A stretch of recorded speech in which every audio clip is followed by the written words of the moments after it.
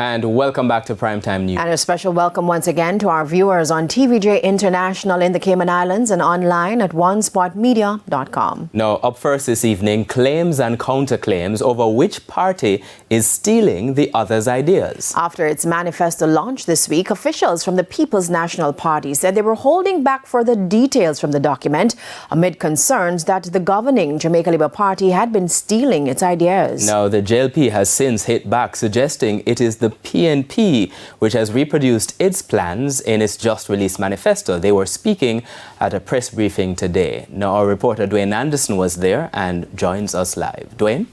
Thank you, Archie and Janella. So the JLP's campaign team was scathing today about the work of the PNP on this manifesto. Now, words like cut and paste and AI generated were used to describe the 53-page manifesto the PNP launched on Tuesday evening. If they want to put out a AI-generated cut-and-paste document, for me, it's an insult to the people of Jamaica and the intelligence of the people of Jamaica.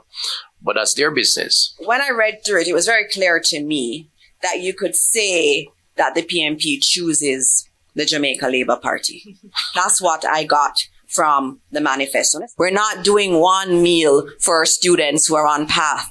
For our schools where we have children who are underperforming, I have announced on several occasions that come September, we're going to be doing 2 meals per day, breakfast and lunch for all of those vulnerable children. And so when I read ease, I say that is our policy too, that has been cut and pasted. Now, additionally, the JLP contends that the PNP has also not costed the proposals in their manifesto, and they want to know if the money will come from new taxes on the Jamaican people. Or, like the PNP has a history of doing, will you borrow to fund it? And let them answer the question. Finance Minister Favour Williams. But the PNP has repeatedly pointed to a $359 billion of government spend as the source of its money for these plans. Finance Minister Favour Williams rubbished this idea of discretionary money in the budget. For her, Jamaicans will have to give up critical services or goods if the PNP gets the chance to pursue these promises.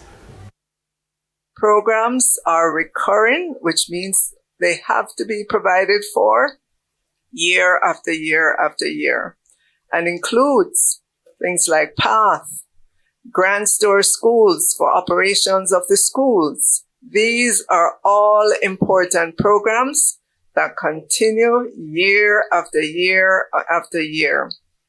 And so I would like the PNP to tell Jamaicans today or any day before Election Day on September 3rd, 2025, which of these programs they will cut.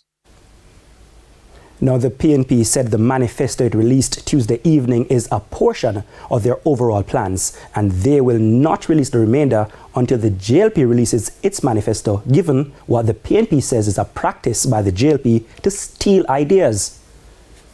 The absolute gall of a party that copied and pasted half of our policies and programs, put them forward to then say that we're waiting to copy them.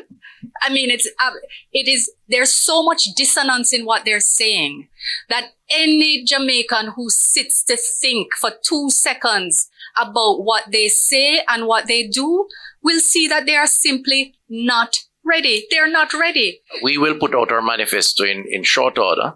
It's completed. A lot of work went into it. Chairperson and her team. Lots of consultations took place. And we're going to do it orderly, professionally.